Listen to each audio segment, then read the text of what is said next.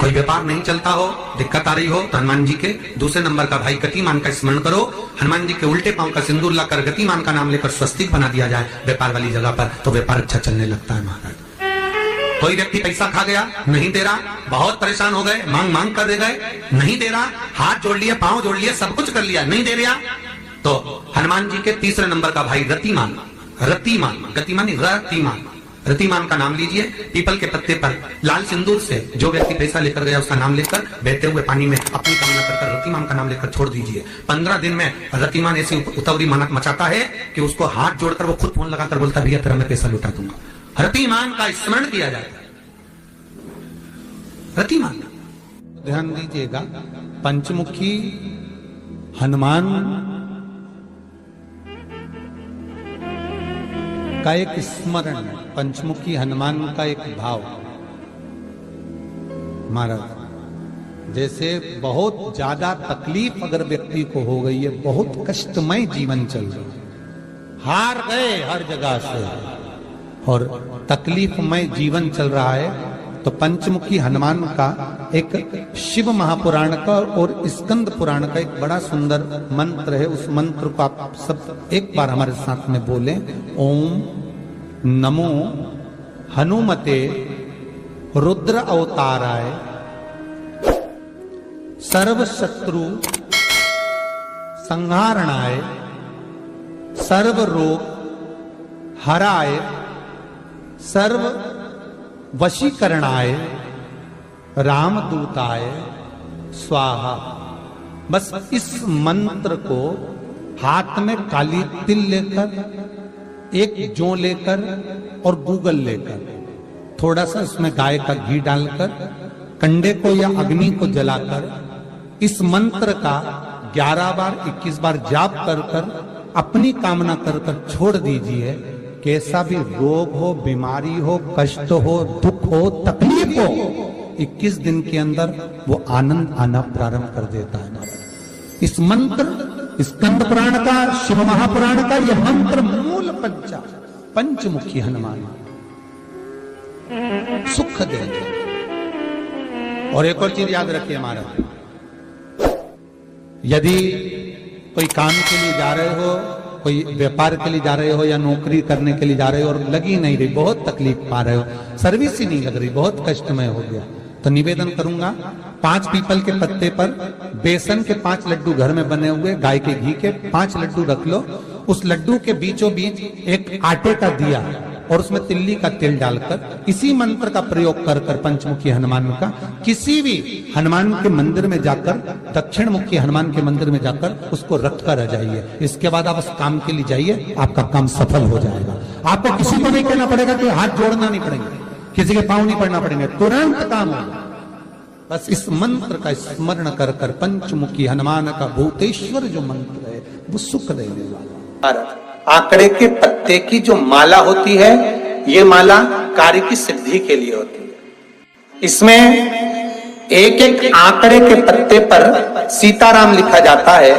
मात्र एक पत्ता ऐसा होता है जिस पत्ते पर सीताराम नहीं लिखा जाता। 108 पत्ते में से एक पत्ता, बस उस पत्ते को हथेली में रखकर उल्टा हाथ आपको रखना है और अपनी कामना कर कर उस पत्ते को बांध देना है। ये जरूरी नहीं है कि 25 के बाद बांधो, 50 के बाद बांधो या 100 के बाद बांधो, आपकी मर्जी पड़े। उस खाली पत्ते को कहीं पर भी बांध दीजिए और उस माला को अपनी कामना कर कर श्री हनुमान जी महाराज को समर्पित कर दीजिए। महाराज इसके लिए कोई तिथि, कोई दिन, कोई वार निश्चित नहीं है। बस ये माला जब हनुमान जी को चढ़ जाए तब एक घी का और एक तेल का दिया हनुमान जी के सम्मुख में लंबी बाती का लगा देना महाराज, और अपनी कामना कर कर आप आ जाइए। आपकी वो कामना 2.5 महीना या 3 महीना, इससे ज्यादा नहीं जाएगा, वो कामना बाबा पूरी करेगा। क्योंकि शिव और हनुमान ये सब एक ही स्वरूप है। आपको कहा था हनुमान जी 6 भाई हैं। कितने भाई हैं? 6। हनुमान, गतिमान, केतुमान, रतिमान, मतिमान, सेतुमान, ऐसे हनुमान जी 6 भाई। कोई व्यक्ति पैसा खा गया, नहीं दे रहा, बहुत परेशान हो गए, मांग मांग कर दे गए, नहीं दे रहा, हाथ जोड़ लिए, पांव जोड़ लिए, सब कुछ कर लिया, नहीं दे रहा, तो हनुमान जी के तीसरे नंबर का भाई रतिमान, रतिमान, गतिमान रतिमान, रतिमान का नाम लीजिए, पीपल के पत्ते पर लाल सिंदूर से जो व्यक्ति पैसा लेकर गया उसका नाम लेकर बहते हुए पानी में अपनी कामना कर रतिमान का नाम लेकर छोड़ दीजिए। 15 दिन में रतिमान ऐसी उतावली मचाता है कि उसको हाथ जोड़कर वो खुद फोन लगाकर बोलता है, भैया तेरा मैं पैसा लौटा दूंगा। रतिमान का स्मरण किया जाता है।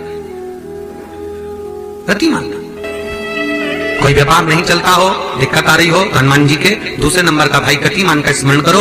हनुमान जी के उल्टे पांव का सिंदूर लाकर गतिमान का नाम लेकर स्वस्तिक बना दिया जाए व्यापार वाली जगह पर, तो व्यापार अच्छा चलने लगता है। वहां घी का दिया लगाइए अगर चालीसा का पाठ कर रहे हो हनुमान जी का, और बहुत ज्यादा संकट है, बहुत ज्यादा परेशानी है, तो हनुमान चालीसा का पाठ करो तो तिल्ली के तेल का दिया लगा, काली तिल के तेल का दिया, तिल का तेल का दिया हनुमान जी के सामने आसन बिछाकर, बहुत तकलीफ है तो 3 पाठ प्रतिदिन करो।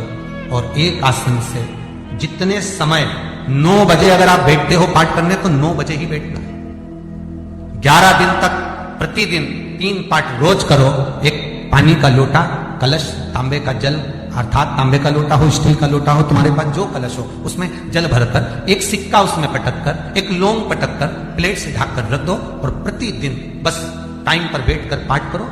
11 दिन पूर्ण होंगे, जिस कामना से आपने पाठ करा है बस वो सिक्का, वो लौंग कलश में से निकाल लो, जल का आचमन करो और जिस काम के लिए करा है वो जल उस प्रयोग में ले लो। उस प्रयोग, किसी से बात करने जाना है तो वो जल पी कर जाए, कोई से हाथ मिलाना है तो वो सिक्का, वो लौंग अपने हाथ में रखिए, अपने साथ रखिए। कई लोग कहते हैं हम तो बहुत दिनों से हनुमान चालीसा पढ़ रहे हैं, हम बहुत समय से राम रक्षा स्तोत्र का पाठ कर रहे हैं, हम बहुत समय से ये अरे तो उसको नियम से तो करो। हनुमान चालीसा का प्राकट्य केवल एक दिल से की गई स्तुति, हनुमान जी महाराज की स्तुति, राम जी महाराज की स्तुति तुलसीदास जी ने केवल दिल से करी थी, केवल मन से। और ये नहीं कहते कि हनुमान चालीसा पढ़ोगे तभी भगवान, नहीं, आप दिल से अगर भगवान को पुकार लीजिए, आप दिल से पुकारो उसको, वो आएगा, वो प्राप्त होगा और मिलेगा। उसके मिलन में देरी नहीं हो सकती, उसके मिलने में कोई चूक नहीं हो सकती, बस मन से पुकारो। चढ़ाओ एक लोटा जल। कभी कभी अगर ऐसा लगे जीवन में कि दुख बहुत ज्यादा आ गया है, बहुत तकलीफ आ गई है, तो लाल चंदन को घिसकर उस लाल चंदन का लेपन भगवान शंकर पर कर फिर पानी चढ़ाओ। अगर कोई संकट भारी है और निकट भारी, जैसे किसी नारी का गर्भ नहीं ठहर रहा, 15 साल हो गए, 20 साल हो गए, 25 साल, जैसे इसने लिखा एक माता ने कि 18 साल की बेटी हो गई थी पर संतान में पुत्र नहीं, तो उसने भाव से कथा सुनी। ऐसे आपके भीतर अगर 20 साल हो गए, 25 साल हो गए, 30 साल हो गए, संतान का सुखी नहीं है, लाल चंदन का लेपन बाबा भोलेनाथ पर करना प्रारंभ करो, पीठिका पर लाल चंदन का लेपन करना प्रारंभ करो, लाल चंदन से बाबा का श्रृंगार करना प्रारंभ करो। एक बेलपत्री पर लाल चंदन, दोनों पत्ती नीचे वाली, जो नीचे की जो 2 पत्ती होती है इस पे लाल चंदन और बीच वाली पत्ती पर पीला चंदन लगाकर बाबा के शिवलिंग को समर्पित करिए, बाबा से प्रार्थना करिए, रोज प्रार्थना करो। परंतु एक बात का स्मरण रहे, 25 साल हो गए, 20 साल हो गए, 30 साल हो गए, संतान नहीं, तो पहले जल से अभिषेक कराना, अभिषेक कराकर जल का आचमन करने के बाद हाथ को खासा करना, धोना, उसके बाद में फिर वापिस बाबा का स्नान कराओ, फिर चंदन का लेपन कराओ, फिर एक लोटा जल चढ़ाकर बाबा का स्नान कराओ। बाबा का बड़ा सुंदर भाव से लाल चंदन से जो अभिषेक करता है, बाबा को लेपन कर फिर जल चढ़ समर्पित करता है, निश्चित है उसकी गोदी मेरा देव अधिदेव महादेव जरूर भरता है, निश्चितता है, निश्चितता है। हम तो बेटियों से भी कहते हैं, जिसका विवाह नहीं हो रहा हो, 25 साल, 30 साल, 27 साल, 28 साल, 32 साल, 40 साल हो गए, नहीं हो रहा हो बेटा बेटी का विवाह, उसे लाल चंदन का प्रयोग अशोक सुंदरी वाली जगह पर 60 बिंदी लाल चंदन की लगाकर 60 बेलपत्र 60 बिंदी पर रखिए और महाराज अपनी कामना कर भगवान से आइए, बाबा देगा, करेगा, 3-4 महीने में विवाह पक्का करेगा। ये लाल चंदन की महत्वता है। शुद्ध रोग बढ़ गया, बेलपत्री के वृक्ष के नीचे दीप लगाना प्रारंभ करो, बाबा से विनती कर घी का दिया लगाइए बेलपत्र वृक्ष के नीचे, बाबा से निवेदन करिए, रोग निवारण।